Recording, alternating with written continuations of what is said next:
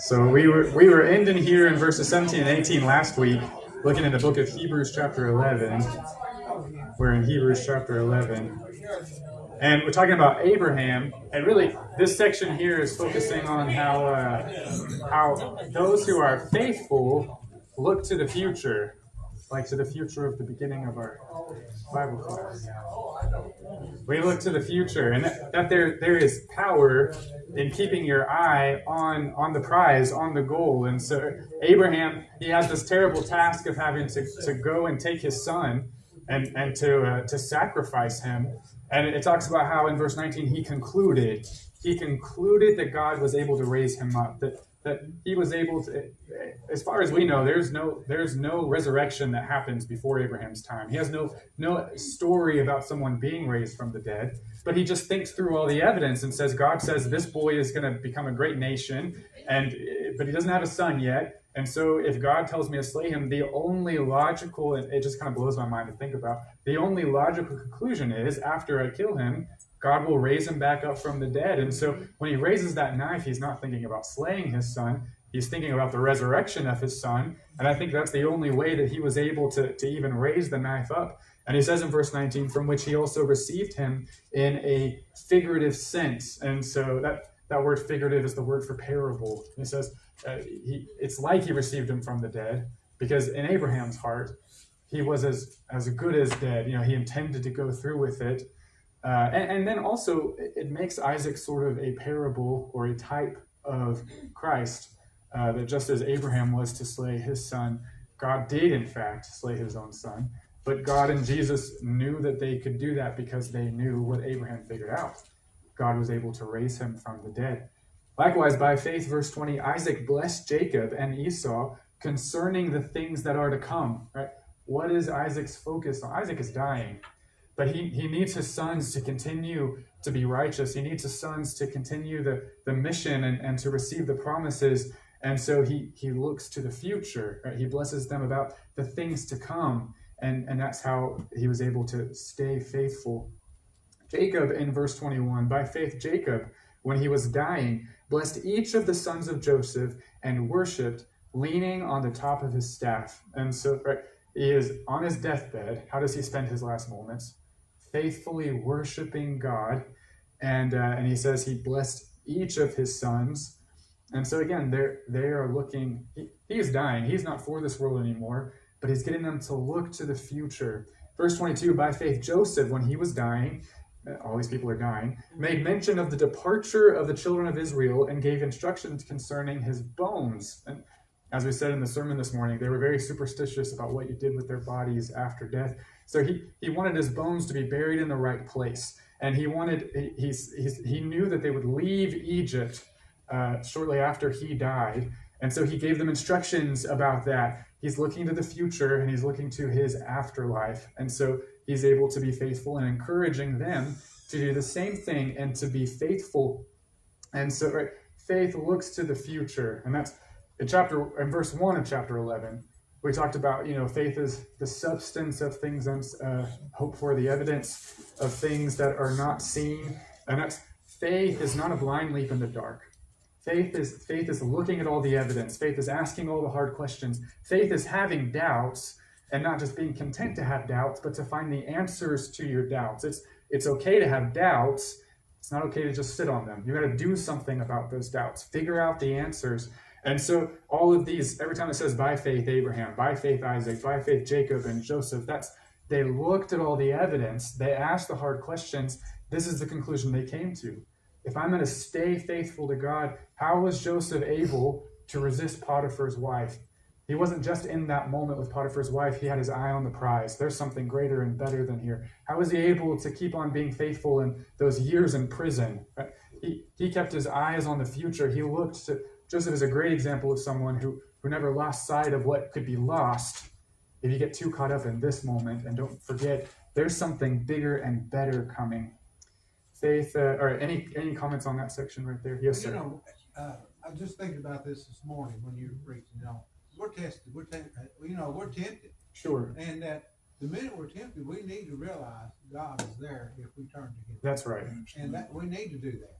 Because these temptations put thoughts and things in our minds that are indelible sometimes. That's right. And we don't need that. No. We don't need to be playing old tapes about certain things that happened when we were kids. Right. That we were bad.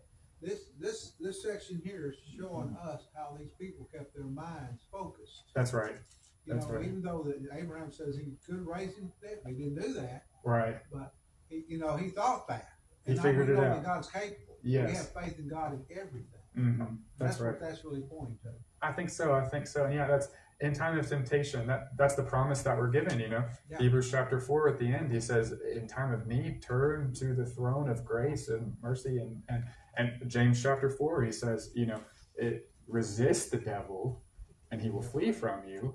Humble yourself in the sight of God. He will lift you up. Draw near to. In those times of need, you got to get closer to God. When you feel tempted, stop thinking about your temptation. Start thinking about God. Draw closer. Yes, ma'am.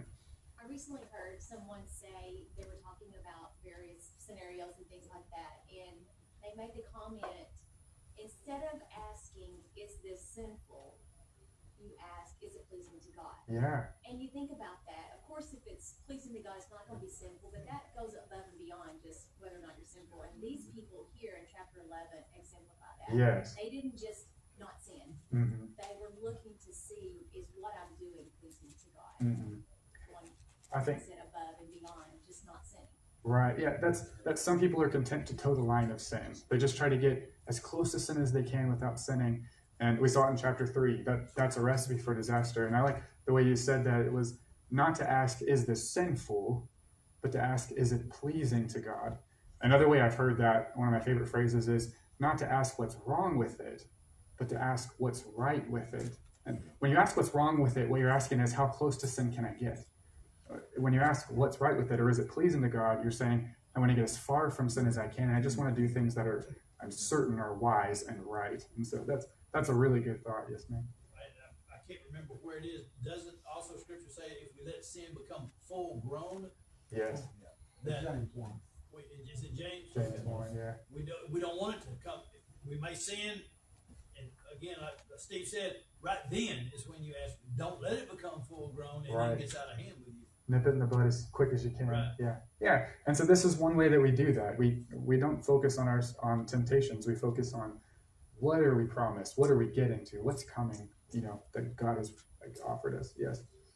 In this section, they're each kind of dealing with like the next generation. Yes. Mm-hmm. And saying, I know that you're going to get this promise also. And I think that's a really hard thing, like as a parent, to think, well, after I die, who's going to tell my kids when they're messing up, Yes. But trusting that God was going to take care of that next generation too, Mm-hmm. and He was going to give them what they need. That's right. Yeah. And that we should be preparing the next generations to, it's great that we have faith, but we need to help them develop their own faith. And that's such emphasis here that they were doing that. So, yes. All right. So starting in verse 23, then, he tells us that faith is what emboldens us, right? Without faith, there are many things that we should do that we just simply would not do, and sometimes do not do when we're lacking in faith. If you aren't able to do what God is asking you, faith is what you need to work on. You need to work on that active believing, looking at the evidence. And so it starts with Jochebed and Amram. It says, by faith, Moses, when he was born, was hidden 3 months by his parents because they saw he was a beautiful child, and they were not afraid of the king's command. And it's kind of funny because this emphasis on this section is on Moses. So it says, by faith, Moses did this, but it's really, Moses was a baby, he didn't have faith. It's really his parents, Amram and Jochebed. But it says they were not afraid to disobey Pharaoh, right? They knew it's wrong to kill babies. And so they said, I don't care what it costs me, I'm not going to do it. They refused to obey Pharaoh to save their child Moses. And that's maybe there were other Jews who didn't do that, because they didn't have the faith to believe. By faith, they did that.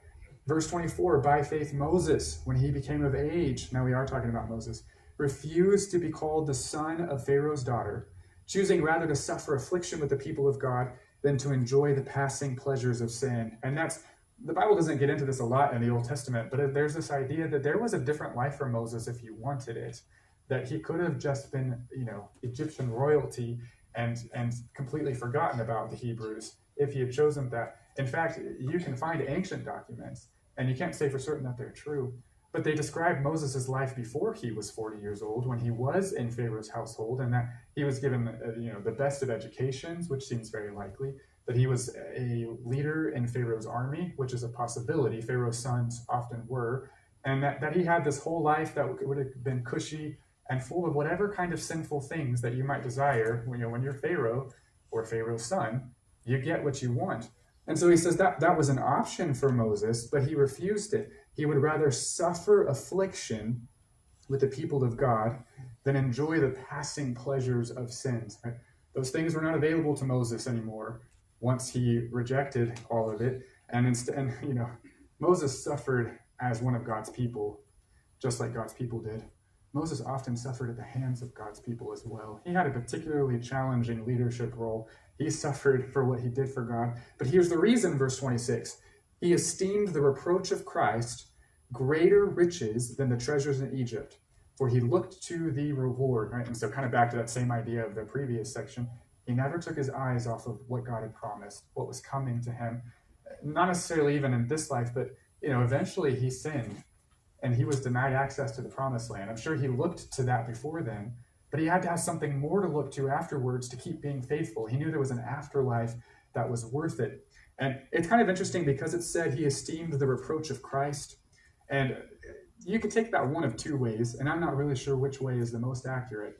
One way you could take that is he's kind of using hyperbole, and that not that Moses knew very much about the Christ, but just that he suffered in kind of some of the same ways that the Christ did. That reproach, the idea that some people look down on him because he rejected Pharaoh. And if he really cared what they thought about that, he would have gone back to what they were saying. He would have gone back to Pharaoh. But he didn't care what they thought about him. He wanted to do what God said. Another way you could look at that, if you remember, it tells us just a little bit farther back. Where was that? I can't remember exactly. Oh, no, I'm sorry. It's in the book of John. We looked at it in this class, but it's in the book of John, chapter 8. John chapter 8 and verse 56, where it says, Jesus says, "Your father Abraham rejoiced to see my day, and he saw it and was glad." There's some indication that Abraham was given some visions of some kind. He knew more about the Christ than the average person back then. Perhaps Moses was too, and maybe that's what's intended here, is maybe he understood some things about the Christ that the rest of the people didn't. Carl? I forget which one of, I think it's in Deuteronomy, he writes about Christ. Deuteronomy chapter 18. Actually, he talks about this, if there's one Hear that's going him. to come, but it's greater than me. And so it's clear that he knew that there was going to be a Messiah, or there was going to be Someone special. Somebody sent from God. If he knew just that or more than that, it's really hard to say for sure. But yeah, he did know something about that. He knew quite a bit about God because he wrote about it. Right. Yeah. About Jesus is what I'm saying. He knew quite a bit about Jesus. He wrote about it. Yeah. So that's something. And it picks up in verse 27, and he says, "By faith he forsook Egypt, not fearing the wrath of the king, for he endured as seeing him who is invisible." That's a funny way to think of this, that before Hebrews, I'd never thought of it before. Because what Exodus does is it pits God against Pharaoh, who claims to be a god. And that's faith. When you can believe the God who you can't see, and then there is a man who claims to be God standing right in front of you and you can see him. Right? You have a man who says, "I am God," and then another man saying, "There is a God." Who are you going to believe? Your first instinct might be to believe the one you can see. But Moses always, he couldn't now there were times that he saw, the burning bush or the pillar of fire and cloud, but there weren't always physical representations of God in front of him. He still believed him over the man that he could see in front of us. And it's so easy for us to get caught up in the things of this life because they are right in front of our eyes. You can always see your bills laying on the table. You can always see your problems. You can always see the things that are here. There's always temptations that are right in front of our eyes. It's easy to get caught up in those things because we can see them. But, Paul says it in 2 Corinthians chapter 5. He says, we walk by faith. Right? that our spiritual eyes need to be in better focus than our physical eyes. Right? Sometimes we need glasses for our physical eyes. Sometimes we need to put our physical or spiritual glasses on and make sure we're looking through those more than our physical ones. By faith he kept the Passover and the sprinkling of blood, lest he who destroyed the firstborn should touch them.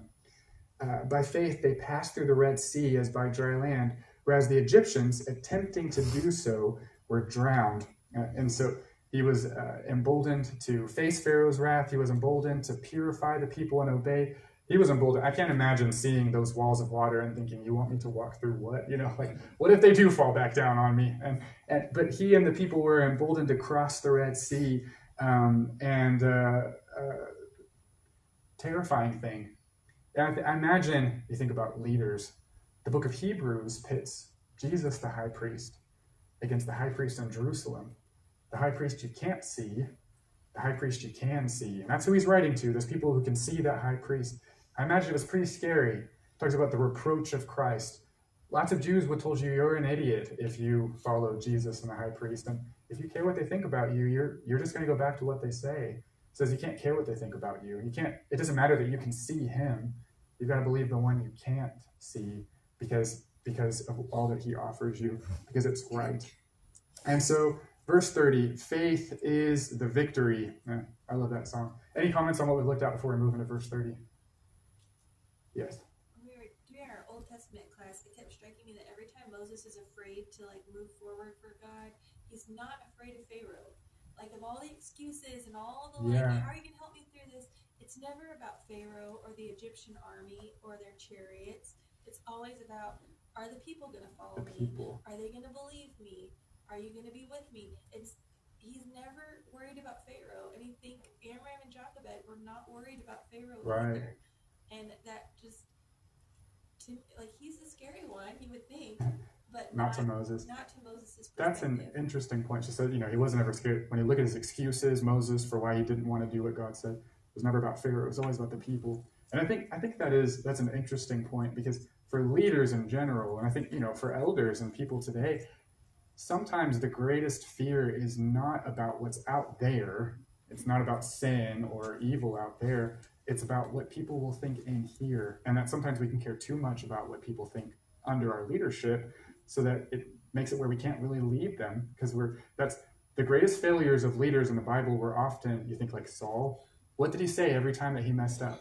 I was scared that the people would blank. I was scared. Many of the leaders of the Bible who failed were more scared of the people that followed them than they were about any problem, and that can lead to the same ineffective leadership. I find this very interesting about the sprinkling of the blood on the doorposts. Yes. Blood itself is a representation of life. Mm-hmm. Every living thing has blood, or something that's a fluid that it keeps them alive. Right. That we would say would be blood, and so blood is life, and they're spreading this blood on these doorposts to keep themselves to represent life, to keep themselves alive. And the shedding of blood, I find it very interesting that that death has to happen for life to happen. Yes, that is such an interesting concept. Death has to happen before life, and here the angel of death. I guess there really is an angel of death. I don't know. Right. They talk about it here. Yeah. That the angel of death, walked by, saw the blood, kept on going to where there wasn't the blood. Yes. And this idea that the blood of Jesus covers us. Right. Just in the same way that it covered them. God's judgment will pass over us. Yeah. So when the eternal death comes, it passes us by. That's right. Passes us by. And that's another instance where you have, what are you going to believe? You can't see the angel of death. Are you going to paint that? And people maybe are making fun of you. Why would you paint blood on your doorpost? That reproach of Christ. They weren't making fun the next morning when their firstborn was gone and yours was still there, because you believed. You couldn't see it, but you believed. All right, verse 30, faith is the victory. Verse 30 and following, it says, by faith, and he's just going to kind of pepper us with lots of quick examples. By faith, the walls of Jericho fell down after they were encircled for 7 days. Right? So Jericho and Rahab, right? That there was God destroyed the city and had victory unless you are the citizens of Jericho. Now, did the citizens of Jericho believe that God could destroy them? They did. But Rahab says the entire city is shaking in their boots because we've heard about what happened in Egypt. We've heard what happened on the other side of the Jordan. They believed it. Why was Rahab the only one that was saved? Her family. She looked at the evidence and she said, I'm defecting to the other team. This is the way of life. And we know she ended up marrying an Israelite and is in the lineage of Jesus himself because she believed. None of the other Jericho people, they believed it with their minds. They didn't believe it enough to ask the questions and to make the changes. They didn't survive. That's a good example of faith only is not acceptable. Yes, that's right. That's right. You can't just know something. Exactly. Yeah, and that's they fell down after they were encircled for 7 days. All logic says walls don't fall down just because you walk around them and then blow a trumpet. God did that. They had to believe that God would do it to follow through. Otherwise, they would have made their own plan of attack. But they didn't do that. It was by faith. The evidence says, even though this doesn't make logical sense, the evidence says, God says it, he'll do it. By faith, the harlot Rahab did not perish with those who did not believe when she received the spies with peace. And what more shall I say? For the time would fail me to tell of Gideon and Barak and Samson and Jephthah and also of David and Samuel and the prophets. Right? And so all of these people who, if you look at their lives, they exemplify these exact same things. He says, this is what some of those people did, who through faith subdued kingdoms, worked righteousness, obtained promises, stopped the mouths of lions, quenched the violence of fire, escaped the edge of the sword, out of weakness were made strong, became valiant in battle, turned to flight the armies of the aliens. Women received their dead raised to life again. Others were tortured, not accepting deliverance, that they might obtain a better resurrection. Still others had trial of mockings and scourgings, yes, and of chains and imprisonments. They were stoned, they were sawn in two, they were tempted, they were slain with the sword. They wandered about in sheepskins and goatskins, being destitute, afflicted, and tormented, of whom the world was not worthy. And so he says, right, look at what faith can accomplish. How? These people examined the evidence and they stood on their belief. They obeyed what it said. Look at the power of faith in their lives. Right? It raised the dead. It empowered people to choose torture for the reward of the resurrection. Right? Think about Matthew 24 and verse 9. Matthew chapter 24 and in verse 9, Jesus says, he's talking about the fall of Jerusalem. And he tells them, he says, they will deliver you up to tribulation. They will kill you. You'll be hated by all nations for my name's sake. Right? Someone who doesn't have faith, they say, that sounds like too much for me. Right? That you had to believe that resurrection was worth going through all of that in order to stick with it.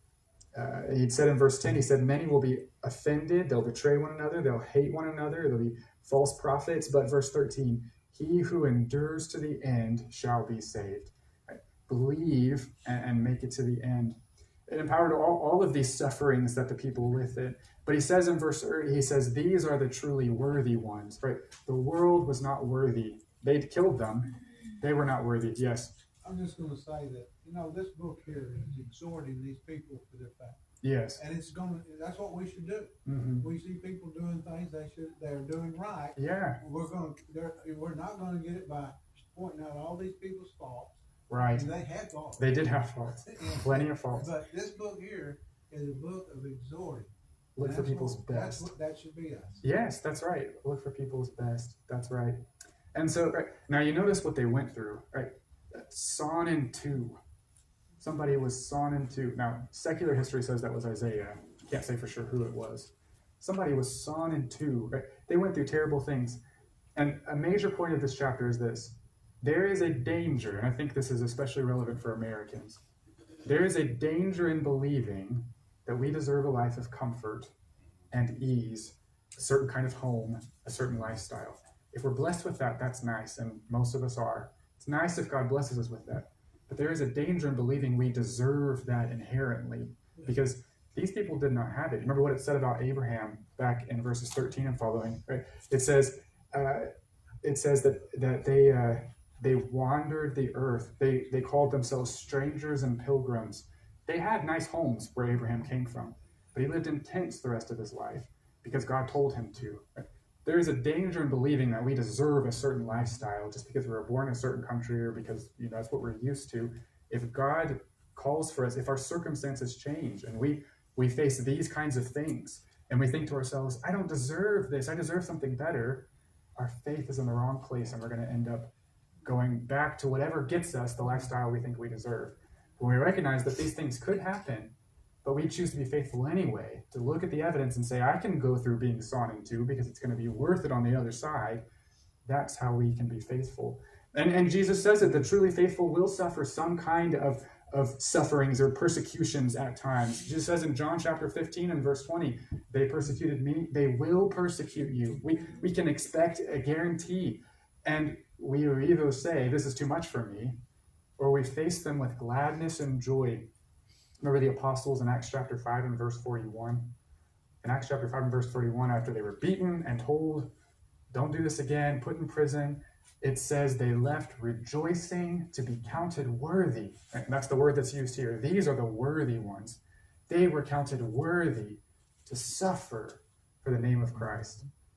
I guarantee you, if somebody beats me because I'm a Christian, that probably won't be my very first thought. Because it's not happened to me yet, Probably won't, but I hope that I come around to that if it ever happens to me, because that's the mindset that says, this world is not my home. And if being a Christian means I don't have a nice house to live in, or I'm not able to go to restaurants, or I can't have this job because the government doesn't let Christians have this job, or whatever it is, give all those things up if I can be in heaven forever. And so now here's my favorite part. This part also blows my mind. Book of Hebrews is great, y'all. All right, verse 38 says, they wandered in deserts and mountains and dens and caves of the earth. Right? They didn't have homes. And all these, having obtained a good testimony through faith, did not receive the promise. I mean, look at what they went through. And they did not receive, ultimately, all of the promises. Now they're going to. They're going to be in heaven someday. But while they were on earth, they didn't receive all that God had promised. They didn't have the best possible. Now, book of Hebrews, big picture. What is the greatest that could be received? The new covenant. Jesus as a high priest. Jesus as a sacrifice. Jesus as a lawmaker. Jesus as the Messiah, the Son of God. Who has received the greatest that God has to offer in this life? Jesus has it, but who has received it? We have. And I'll tell you what, not one of us have went through most of those things. Look at what they went through under a lesser covenant, under lesser sacrifices, under a lesser law. Everything they had was inferior to what we have. And even with the lesser, they had the faith to be faithful to that degree. And he says, you have the greater. And here's why. He says they did not receive the promises, verse 40. God having provided something better for us, all those things we just talked about, that they should not be made perfect or complete without us. They went through all of those things so that we could be included. They went through all of those things so that God could get to the point where he could send Jesus and make all of this happen, because God wanted us to be a part of that. In a way, they went through all of those things for us, and they did it under a lesser system. Now, how could we ever have an excuse for being unfaithful to God under the new covenant when they were faithful for us under a lesser covenant? Yes. There is a protection of God. They were protected a lot. They were protected from evil in a lot of different ways. Sure. And so I know a little story on myself. When me and my wife were missionaries in Russia, we came across a person who was part of the Russian mafia, and we talked to him, and he invited us to his house, and so we went and talked he didn't believe or anything, but he liked us so much, he gave me a card. He says, if anybody messes with you, you show them this card. And he said, they won't mess with you. Wow. And so, he said, they won't mess with you again. He said, Yeah. So there is protection, and God does the same thing. There Sure. is, and I think for some people, you hear, hey, Christians, leave them alone, they're protected. Yeah. And there are occasions of that. That's very similar to what happened to Daniel when it says God gave him favor with the chief of the eunuchs. That's God works in his providence when it fits his will to do that. But clearly there are other instances where it fits God's will's best to not protect, not physically, now spiritually always, but not physically. And if it's my lot in life to be protected or not is not up to me. I just need to be ready to be faithful no matter what my lot in life is, protected physically or not protected physically, because it may come to this, for people in this life. Our soul is protected, period. That's right. Yeah. Nothing can touch our soul. Our bodies, that's another situation. That's exactly it. Yeah. But our soul is protected. Yeah. So he has given us Christ and the church and a new covenant, eternal resurrection. God was waiting so that we could have the reward with them. That's very meaningful and moving to me. And all right, any other comments on the end of chapter 11 before we start chapter 12? I'd just like to know if you ever had to use that card. Did you ever have to use the card? Yes. Okay, he did. I'm sure afterwards he could probably tell you lots of interesting stories. Yeah. Yeah. Yes. Think about if we have a relationship with God, if we want the things that God wants, well, what God wants most is to have people be faithful to him. Right. And so you think like all these people, they did that for us because they want what God wants. Yes. And likewise, that's what we should want too. Mm-hmm. And so we can be like them in that we work towards bringing more people to Christ also. No matter what the sacrifice is. All right, our faith and the things that we sacrifice for God serve other people to bring them in, and that grows the church. Maybe even people that they never met us, but we're still benefiting. And so she's talking about how they did these things because they believed and they saw things how God did. God wants people to be faithful, and so they did it so that we could learn how to be faithful because they did it like God wanted, and that we also can do that. We can make sacrifices and be faithful, knowing that other people will be impacted by our example, whether we've met them or not. Yeah, I think that's a good point. You said, well, was there something else you were going to say? I know there's examples of that even just here in this church. It Yeah. exists because there were couples who worked hard and told me stories about how their family got to be members of the church, and it's because their time, their status in the community, they risked their friendships to teach other people how to be faithful. Yeah, and so there are even stories in this congregation of people in generations past that we and all of us benefit from because their stories are told. Like Steve mentioned, we told the good things that they did. We're still benefiting from that. Steve? I was out with some people one day that were trying to spread the word and everything. And one thing that was said about the people we were talking to is that y'all really take this serious. Yeah, yeah. And that's one thing we really need to think about is that, we read about all these people in the Bible that were not taking Jesus seriously. They Right. wanted just their position. They wanted to keep their life settled like it was. It takes great change. When we're raising that newness of life. Right. I see so many people that don't take their job serious, their wife serious, Right. their children serious, and their lives are just here or there. Mm-hmm. We are a people that when we see someone, we need to see the lost, like Jesus, That's right. and say, do you have a church home? That's right. It's all we gotta do. Yeah. Is just spread that word. No, I think very much that's, chapter 11, if it says anything, it says take it seriously. It's worth taking it seriously. And Sarah mentioned, she said that we can be like they can. And that really, I like that. That's the point of chapter 12. Right? Chapter 11, here's these people that did it. Chapter 12 is now it's your turn. Exercise your faith. And so he starts in chapter 12 and he says, therefore we also, since we are surrounded by so great a cloud of witnesses. Now, who is that cloud of witnesses? Yeah, people in chapter 11.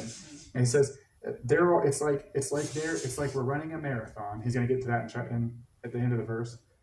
And like they're surrounding us and they're watching and they're cheering us on, this great cloud of witnesses in the stadium. And so he says, because thinking about them, let us lay aside every weight and the sin which so easily ensnares us, and let us run with endurance the race that is set before us. Now, how? How are we going to lay aside every weight? How are we going to run the race that is set before us? In verse 2, he says, looking unto Jesus. What does faith do? It looks to the prize. It looks to the future. It looks to the invisible over the visible. Right? With your spiritual eyes set on Jesus at all times, that's the only way that you can lay aside the weights. Yes, ma'am. You just can't go through this life alone. Right. You have That's right. We need that. We need each other, and we need what Jesus offers. And so, now, weight, you think about when he says, lay aside every weight. For them, Judaism was that weight. Right? The law of Moses and the temple was that weight. He's reminding them it's going to get destroyed. And that's a weight that will kill you. Too much weight. But for us, weight doesn't necessarily have to be something that's even sinful in nature. It's just whatever it is that drags you down from fully following Jesus. It could be your cell phone or whatever it is. Lay aside the weight. Right? Jesus says, cut the hand off. Right? Remove the things that are weighing you down. And then, of course, he says, and the sin, certainly if it's sinful. And then he says, it so easily ensnares us, right? It's like if you're running through a field with lots of vines, lots and lots of vines, and you get all tangled up while you're running through it. It happens almost without you noticing sometimes. Sin just creeps up and pounces on you like it does in Cain in Genesis chapter 4. Yes, sir. Well, you notice at one time he says, I got to go bury the dead.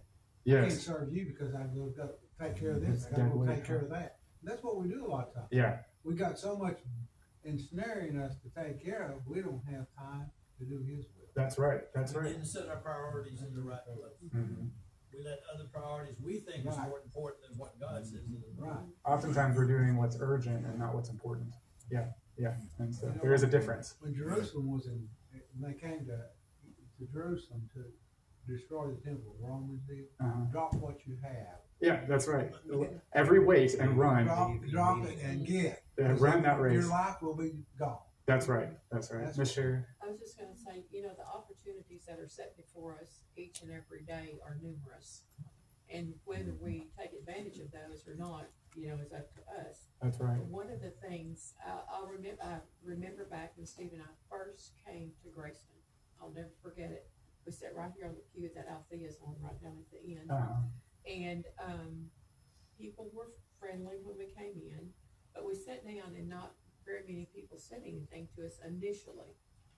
I'll never forget when Carl Oliver came up and talked to us, and then after that others came. But we'll never forget Carl doing that, for us. And then it wasn't long we became a member of the church here. And we became part of the family. Whoever aunts was our aunts, whoever's grandparents were our grandparents. Yeah. And that was like almost 34 years ago. Right. And to be able to see the growth from that many years ago till now is amazing to me about the church, because today, I don't care who a new member is here or a new person walks in, people are flooded with hello, how are you? Yeah. And introduce yourself. And a lot of times all people want is to be recognized and feel like they're a part of something. And so Graceland has grown, I think, leaps and bounds through that, but it's because of the past leaders we have and the leaders we've got today. Yeah. And if we just pay attention to even those little things, you see how much it can bring others in, of acknowledging them and saying we're glad you're here, Right. that kind of thing. Yeah. And that always brings others to Christ, and that's a very easy thing that most of us can do, Right. and a very simple thing, and just to let others know that they're welcome. I've often thought that, like you said, someone laid a foundation for that to happen. Yes, they did. We ourselves are laying foundations today for the generations That's to right. come after us. And the reason I think about that, when we were purchasing the property next door, we had to do all the title searches and all that thing. And I came across some names I had never heard before Oh, on who gave exactly. We know Brother Harv Helms gave part of the property. I thought he gave it all. He didn't. Another family gave most of the property with this building instead. I didn't know them. I didn't know anything about them. I grew up here. That was a foundation that they saw a need for, that this congregation would eventually grow into, and a place to have, to build a building to worship here together. Yeah. And those names, of course, we have, the Bible's Right. got names that we can go back and look at, but how many generations, how many people have laid foundations for others to come? That's true, yeah. Melanie? You would have a big crowd. Yep. You know what I think so. Yeah, yeah. In verse 1, and I don't know, this is a big deal, but I always thought that when he's talking about, he starts it out by saying, keep in mind all these things we just talked about, Mm-hmm. what they did. And when he says, laying aside the sin which so easily beset us, I always thought he was talking about unbelief, but I take it Oh, from what yeah. you said, it could be any sin, but Well, I thought he was talking about, let's make sure we don't fall into the trap of unbelief. Yeah. It could be very easy, but you've got these people who came before Right. to help you have belief. I do think so, yeah. And you think, what's the real root of any sin that you commit? It's because some part of you isn't believing, at least in that moment, not really believing what God said, or else you wouldn't have done it. Took your eyes off the prize. So yeah, I think you could see it that way for sure. Yeah. And so we're laying aside those things. He says, "Let us run with endurance the race." Now, the word for race is the Greek word agony. And sometimes it is kind of, isn't it? It's agony. It's hard work sometimes to be faithful. But how did Jesus do that? He is the author of our faith. That means he wrote it. Right? He's the originator. He's the finisher. Right? He's the one that's going to get us to the finish line. And he's the beginning and the end. And who, for the joy that was set before him, right? He kept his eyes on the prize. He endured the cross, the agony. I mean, that was real agony, He endured the cross, despised the shame. Right? Lots of people said they mocked him, they made fun of him. He didn't care what they thought. He was doing what was right. And he sat down at the right hand of the throne of God. That was the goal, to get to God. Now, what is our goal? What should be our greatest goal? To get to the throne of God, to get to heaven, where he is. That's what he kept his eyes on. If he took it off of that, I think I told this last week, but a few days ago, Audrey was needing to finish her dinner because she really wanted to do something, but she didn't want to eat, so she wasn't eating. And so anytime that she, I was talking to her about it, anytime that she thought about what she wanted to do, she took bites. Anytime she thought about something else, she didn't take those bites. As long as her eyes was on the prize, she kept suffering through the agony of eating dinner. Eventually, she crossed the finish line. If she didn't think about the prize, she was going to sit there till she was 99. So you've got to keep your eyes on the prize in order to make it there. All right, we're going to wrap it up there for today and pick up in verse 3 next week. So thank you for your comments.